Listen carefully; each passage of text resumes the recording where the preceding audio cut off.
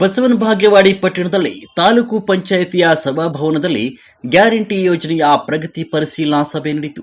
Taluk panchayat EO Prakash Desai ಅವರು ಸಭೆಯಲ್ಲಿ ಮಾತನಾಡುತ್ತಾ, ಗ್ಯಾರಂಟಿ ಯೋಜನೆಗಳು ಫಲಾನುಭವಿಗಳಿಗೆ ಸರಿಯಾಗಿ ತಲುಪಬೇಕು, ಇಲ್ಲವಾದರೆ ಅಧಿಕಾರಿಗಳ ಮೇಲೆ ಕ್ರಮ ಕೈಗೊಳ್ಳಲಾಗುವುದು ಅಂತ ಹೇಳಿದರು.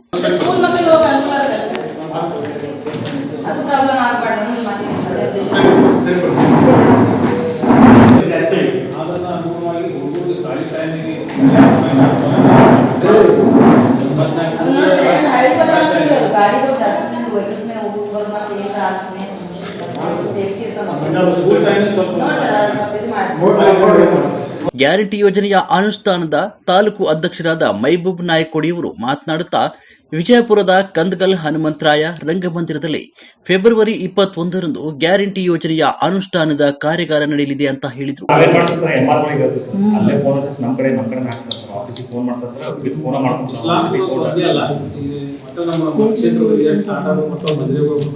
ಅದಕ್ಕೆ ಅಲ್ಲಿ ಒಂದು ಕೊಡಕ್ಕೆ ಯಾಕಂದ್ರೆ ನೀವು ಆಫೀಸರ್ಗಳು ನೀವು ಬಂದಿರಿ ಅವ್ರಿಗೆ ನೀವು ಹೋಗಿ ಹೇಳ್ಬೇಕು. ಇಲ್ಲಿ ಯಾರಿಂದ ಗೃಹಜ್ಯೋತಿಯಿಂದ ವಂಚಿತರು ಅವ್ರಿಗೆ ರಜೆ ಹಾಕೋದು ಅವೇರ್ನೆಸ್ ಕೊಟ್ಟು ಅವ್ರ ರಜೆ ಹಾಕಿ ಪ್ರೇರೇಪಿಸಬೇಕು. ಎಲ್ಲರಿಗೆ ಪ್ರತಿಯೊಬ್ಬರು ಯೋಜನೆ ಕೊಡಬೇಕು.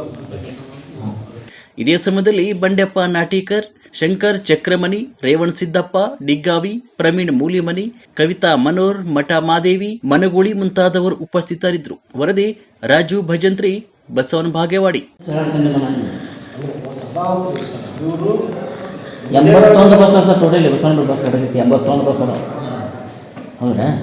ಈಗೇನೋ ಮನೆ ಬೊಬ್ಳಾಲಿ ಬಿಟ್ಟಾರ, ಬಸವನ ಬೊಬ್ಳಾಲಿ ಓಡಿಸೋದು.